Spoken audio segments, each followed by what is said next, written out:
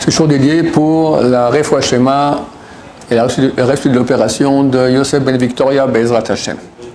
Ok, on a commencé la dernière fois à parler de Psuké des Imra, les versets des Tehillim qu'on lit entre Baruch Sha'amar et Yishtabach. On a le droit de répondre, on n'a pas le droit de répondre.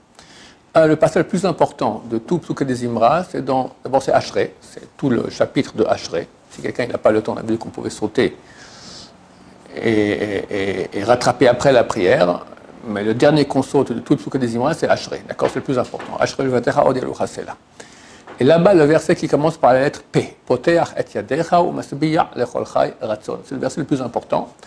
Et c'est écrit dans le Shulchan Aruch qu'il faut le dire en pensant ce qu'on dit. Poteach et yadecha, tu ouvres ta main, pas tes mains, mais ta main. U masbiya, et tu rassasies lechol chai à chaque vivant ratzon, d'après la volonté, d'après ce qu'il a besoin.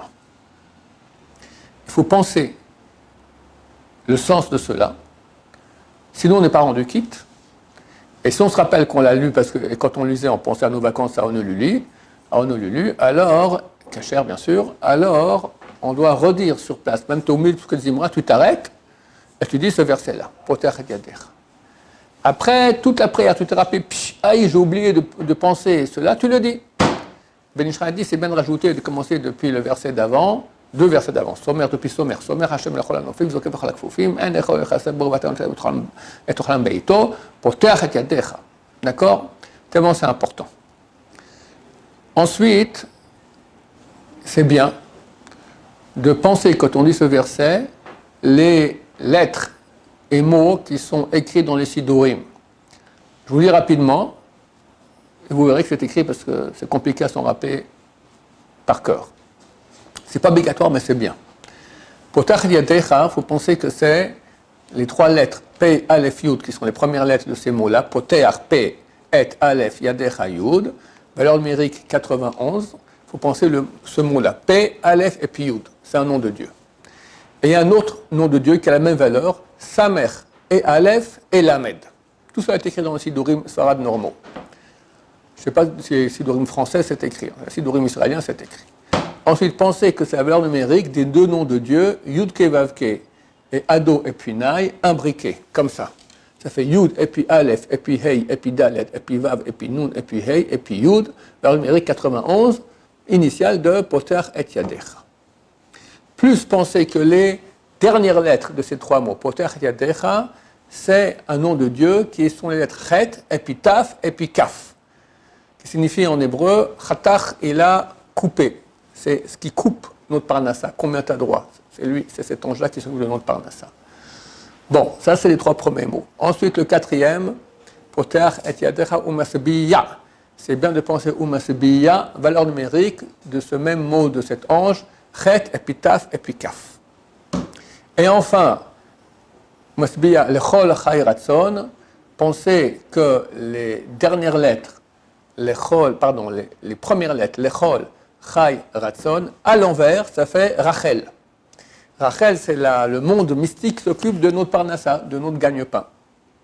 Et pensez que Dieu nourrit depuis les carnets réémim. Carnets réémim, c'est les cornes d'animaux énormes, des dinosaures, on va dire, jusqu'à Betsekinim, je vous dis les termes des sages d'Israël, jusqu'aux œufs des poux. C'est lui qui nourrit tout. Voilà, ça c'est pour... D'accord, c'est ce que disent, parce que je dis ce que Chazal ils ont dit, d'accord. Les sages d'Israël ne sont jamais occupés de ce qui est microscopique, sinon on ne pourrait même pas respirer parce qu'on a des tas de bébêtes qui ne sont pas cachères, qui n'ont pas le sabot fendu et qui ne ruminent pas. Donc on ne regarde que ce qui est visible. Voilà, ça c'est pour Poter et Yadecha. Maintenant... Rachel, ça n'a rien à voir avec Rachel et Léa. Ça a à voir, Rachel, dans les mondes supérieurs, il y a deux mondes. Enfin, il y en a plusieurs, mais il y en a un qui s'appelle Rachel, un qui s'appelle Léa. D'ailleurs, les pieux, ils font la nuit, Tikkun Rachel, Tikkun Léa, réparation de Rachel, réparation de Léa. De qui on parle? De Rachel, Léa, des femmes, les femmes de Yaakov. Non, on parle de ces mondes supérieurs. Et ces deux femmes, qui étaient les deux femmes de Yaakov, elles ont été là, on va dire, la matérialité sur laquelle s'est reposé ces deux mondes-là. Comme il y a un monde qui s'appelle aussi Israël Saba, Israël notre grand-père. C'est des mondes spirituels, mais ces patriarches-là et matriarches étaient les vecteurs, très bien, vecteurs matériels de ces mondes supérieurs qui existent. D'accord? Maintenant, j'ai bien précisé, potach et yadecha, tu ouvres ta main. Alors les gens, ils font comme ça. Alors c'est bien. Pourquoi? Pour montrer quelque part qu'on reçoit de Dieu. Mais les gens se trompent, parce qu'ils ouvrent avec les deux mains pour avoir plus. Ils ouvrent avec une main, ils auront la moitié. S'ils ont les deux mains, ils auront plus. D'accord? Tu sens rigolant, c'est façon de parler. Alors les gens croient, potach et yadecha, tu ouvres tes mains. Tu ouvres ta main. Mais on reçoit avec les deux mains. D'accord? Pas se tromper. Il faut faire attention de ne pas lever les mains. Ben Ish a écrit cela. Pourquoi? Au nom du Zohar. Le Zohar, il dit qu'on n'a pas le droit de lever les mains de façon gratuite pour rien.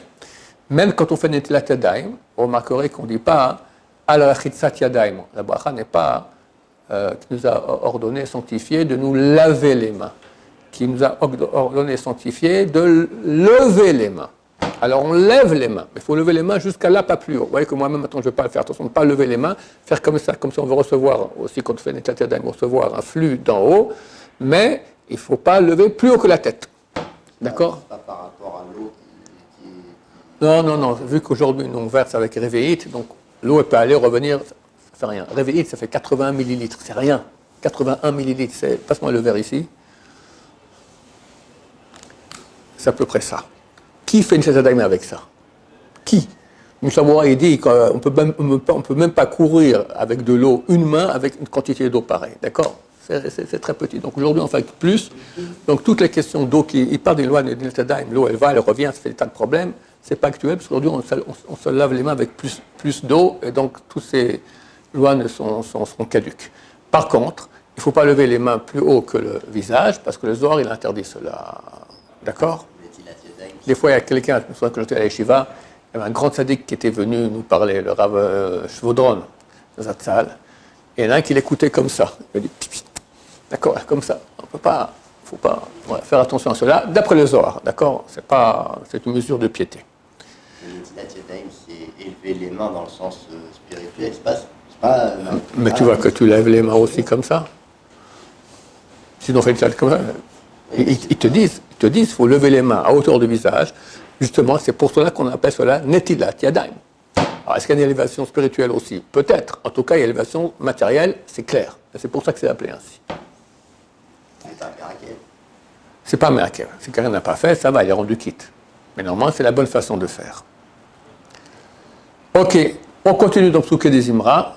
À un moment, on se lève. Quand on dit Vaïvarech David, on se lève. Il y a 10 sphères dans le ciel. Quand les prières agissent dans les 7 sphères inférieures, on reste assis. Quand elles agissent dans les 3 sphères supérieures qui correspondent à la tête, on se lève. Donc, quand on dit Vaïvarech David, on se lève parce que ça agit dans les 3 sphères supérieures. Et on dit à un moment, il y a 3 versets, et le 3e verset finit par les mots Vata Moshel Bakol. Et tu maîtrises dans tout. Bakol, tout.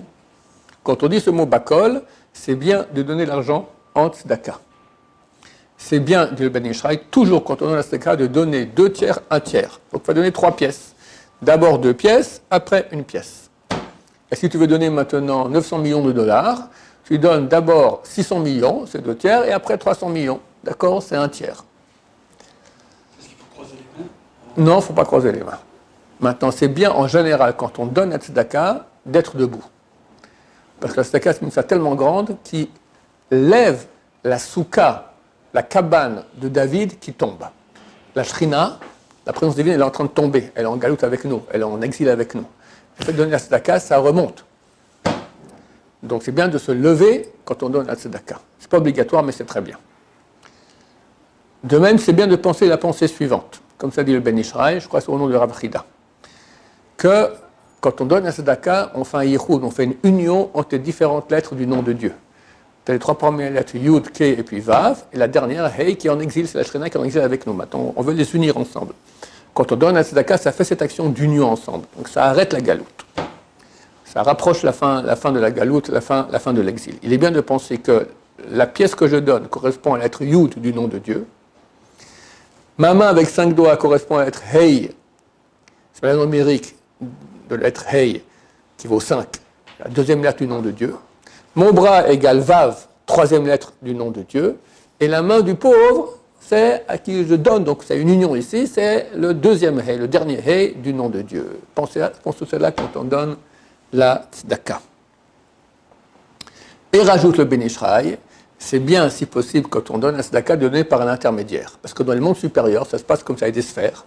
C'est la Tiferet qui correspond au peuple d'Israël, qui donne au Yesod, qui donne à la Malchut. On ne se casse pas la tête, on ne sait pas ce que c'est, mais ça passe par 3 étapes. Alors c'est bien aussi, nous, on correspond à la Tiferet. Je donnais à la Malchut, c'est le pauvre, je passe par quelqu'un d'autre. Et toi, viens ici, tiens, donne-lui, s'il te plaît, une pièce en tzedaka. D'accord? C'est bien d'agir ainsi, et pensez à ce que je viens de dire. Voilà, on va s'arrêter ici pour aujourd'hui. Baruch Adonai, la Olam, Amen va Amen.